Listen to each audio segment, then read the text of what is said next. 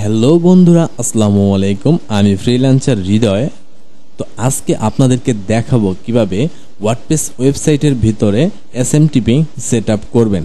এখন কথা হচ্ছে এসএমটিপি কেন সেট আপ করবেন। ধরুন আপনি একটি ওয়েবসাইট ডিজাইন করেছেন ওয়ার্ডপ্রেস সিএমএস ইউজ করে। তো এখন আপনার ওয়েবসাইট ডিজাইন করা হওয়ার পরে যখন আপনি কন্ট্যাক্ট ফর্ম ডিজাইন করা শেষ করছেন, তখন আপনি যখন কন্ট্যাক্ট ফর্ম টেস্ট করার জন্য গেছেন, তখন দেখছেন যখনই আপনি এরকম করে মেসেজ টাইপ করে তারপর সাবমিট বাটনে ক্লিক করছেন, তখন দেখতে পাবেন একটা ইরর ভাসবে নিচের দিকে, এরকম একটা ইরর আসবে। তো এই ইররে এরকম লেখা থাকতে পারে your submission field because of an server error, অথবা your submission field because of an error, অথবা email your submission field because of an server error. একদম লাস্ট লেখা থাকবে this message is not visible to site visitors. তো তখন আপনাকে এই মেসেজগুলা website ওনারের কাছে, মানে আপনার কাছে কিভাবে আসবে, ভিজিটর যখন আপনার ওয়েবসাইট ভিজিট করার পরে আপনার সাথে যোগাযোগ করার জন্য কন্ট্যাক্ট ফর্ম পূরণ করার পরে সাবমিট বাটনে ক্লিক করে আপনার কাছে মেসেজ সেন্ড করবে, সেটা যদি আপনার কাছে না পৌঁছায় তাহলে আপনাকে অবশ্যই এসএমটিপি সেট আপ করতে হবে। এখন কথা হচ্ছে এসএমটিপি কি। এখানে দেখতে পাচ্ছেন আমি একটা ইমেজ ডাউনলোড করে রাখছি এসএমটিপি কি এবং এসএমটিপির কাজটা কি সেইটা বোঝানোর জন্য। ধরুন এটা হচ্ছে আপনার ভিজিটর। এই ভিজিটর যখন কন্ট্যাক্ট ফর্মটা সাবমিট করবে তখন আপনার সেন্ডার মেল সার্ভিসের কাছে চলে আসবে।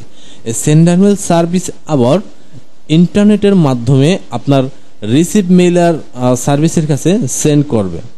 তখন এই সেন্ডার মেল সার্ভিস থেকে রিসিভ মেল সার্ভিসের কাছে পৌঁছাইতে কিছুটা দ্বন্দ্ব হলে, কিছুটা সমস্যা হলে তখনই আপনাকে এসএমটিপি বিকল্প পদ্ধতি ব্যবহার করতে হবে।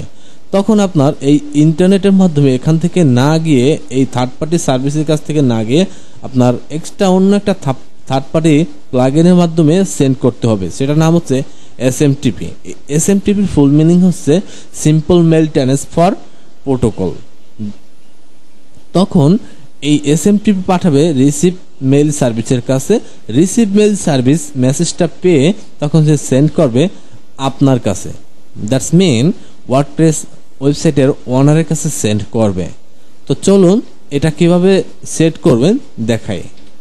তো আপনাকে ওয়ার্ডপ্রেস ওয়েবসাইটে লগ ইন করতে হবে। লগ ইন করার পরে আপনি প্লাগইনসে চলে আসবেন। এরপরে ইনস্টল প্লাগইনস, এখান থেকে অ্যাড নিউ প্লাগইনসে ক্লিক করবেন। অ্যাড নিউ প্লাগইনসে আসার পরে এখানে সার্চ বার আছে, ডান পাশে সার্চ বার থাকবে। এই সার্চ বারে সার্চ করবেন ডব্লিউপি এসএমটিপি। এটা অবশ্যই বড় হাতে দিয়ে সার্চ করবেন। সার্চ করার পরে এখানে দেখতে পাবেন একদম সর্বপ্রথম একটা প্লাগইন শো করবে যার রেটিং হচ্ছে 14,399 অ্যান্ড এটার অ্যাক্টিভ হচ্ছে 3 মিলিয়ন প্লাস অ্যাক্টিভেশন, এবং আপনার ওয়ার্ডপ্রেসের ভার্সনের সাথে এটা কমপ্লিটেবল কিনা। এখানে যদি কমপ্লিটেবল লেখা থাকে তাহলে আপনি মনে করবেন যে আপনার ওয়ার্ডপ্রেসের ভার্সন এবং আপনার পিএইচপি ভার্সনের সাথে এটা গুড একটা রিলেশন থাকবে। এবং যদি এরকমের হয়, একটু নিচে স্ক্রল করলে দেখা যাবে কিছু একটা সমস্যা সে মনে করেন এই যে এখানে বলছে যে this plugin does not work on your version WordPress এত।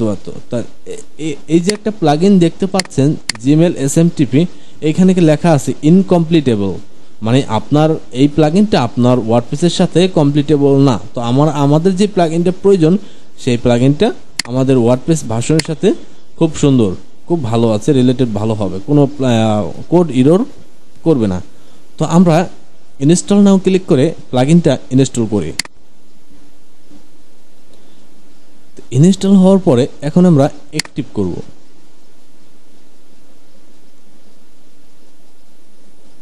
প্লাগইনটা অ্যাক্টিভ হয়ে গেছে।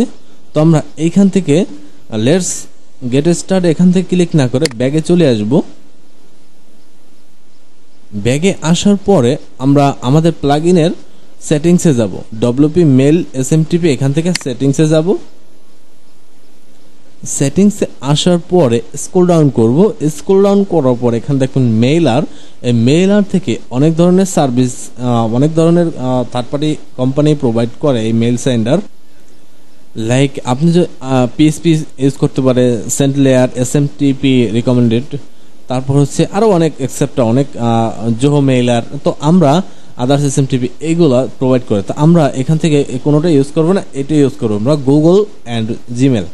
এইটা আমরা ক্লিক করব। এটা ক্লিক করার পরে নিচে কিছু অপশন ভিজিবল হবে।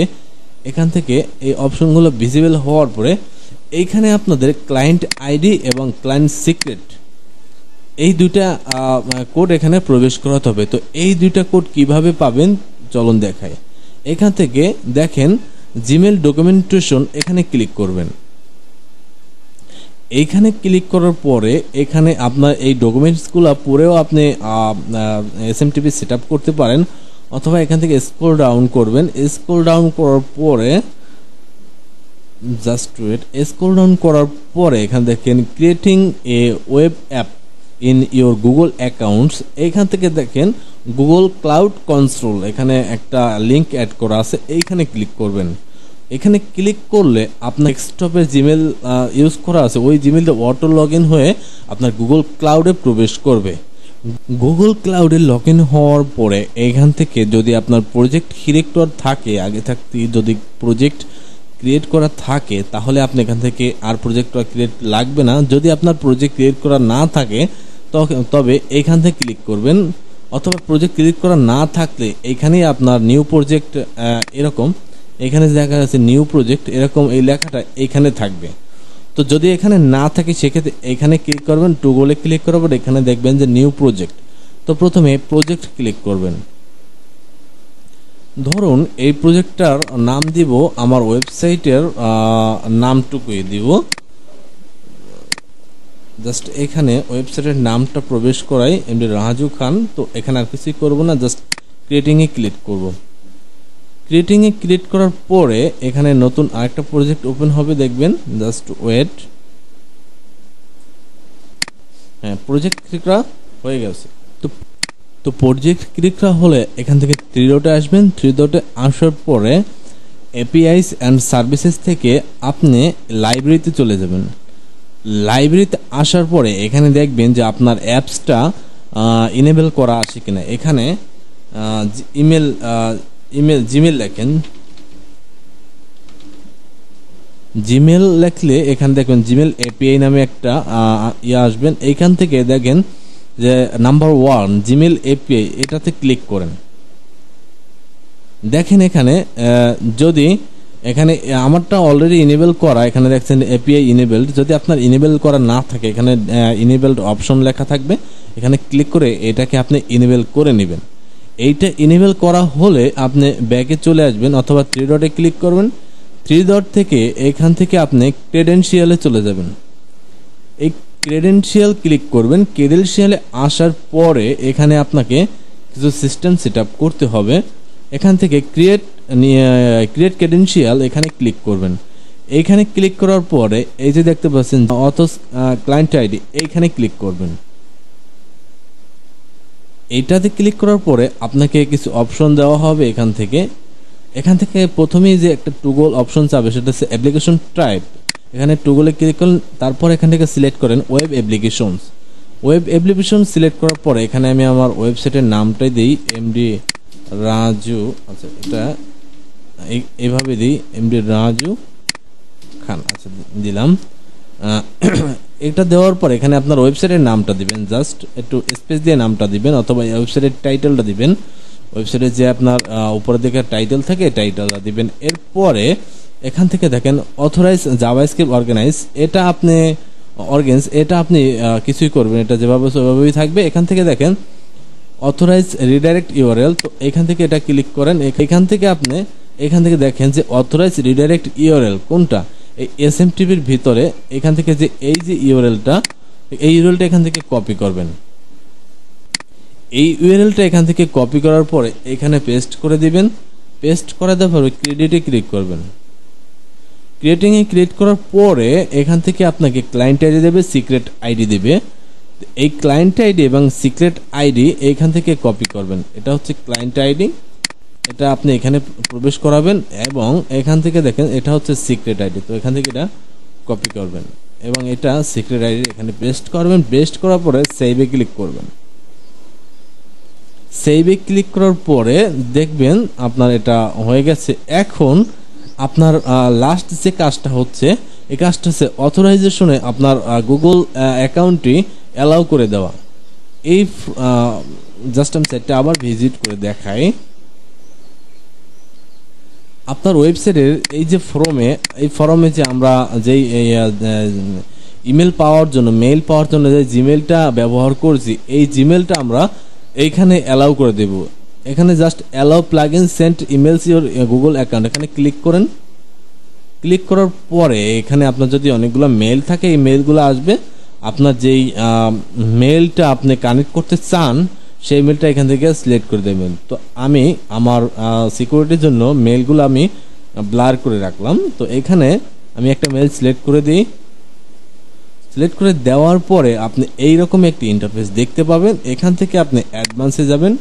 অ্যাডভান্স থেকে আপনি গো টু wp-mail-smtp.com আনসেভ, এখানে ক্লিক করবেন।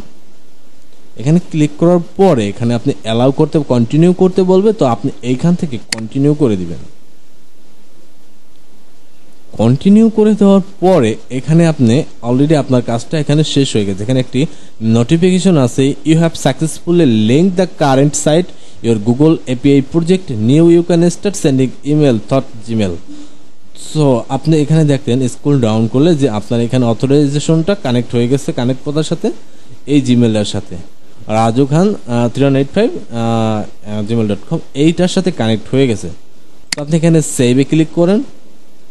আচ্ছা, এটা সাকসেসফুলি সেভ হয়ে গেছে। এখন আমি আমার ফর্মটা আমি টেস্ট করব। তো আমি আবার সাইটটা রিলোড করি। রিলোড করার পরে এখানে আমি নাম বসে, এখানে জিমেল বসাই।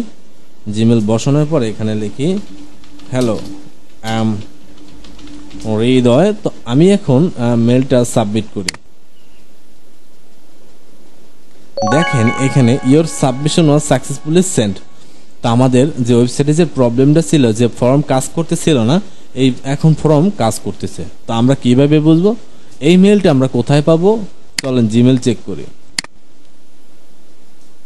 জিমেলে চলে আসবেন। জিমেলে চলে আসার পরে আপনার যেই জিমেলটা এখানে ইউজ করছেন সেই জিমেলটা আপনি চলে আসবেন। এখান থেকে আমি আমার জিমেলে চলে আসি।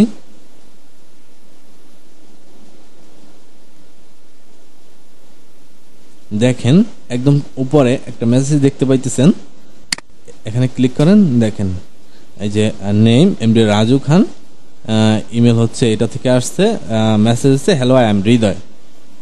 তো আশা করি সবাই বুঝতে পারতেছেন কিভাবে এসএমটিপি সেট আপ করতে হয়।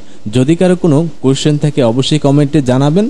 যদি আপনাদের এই ভিডিওটি উপকারে এসে থাকে তাহলে অবশ্যই লাইক, কমেন্ট, শেয়ার করতে ভুলবেন না এবং চ্যানেলটি সাবস্ক্রাইব করে সাথেই থাকবেন। ধন্যবাদ সকলকে। আল্লাহ হাফেজ। দেখা হবে নেক্সট অন্য কোনো ভিডিও।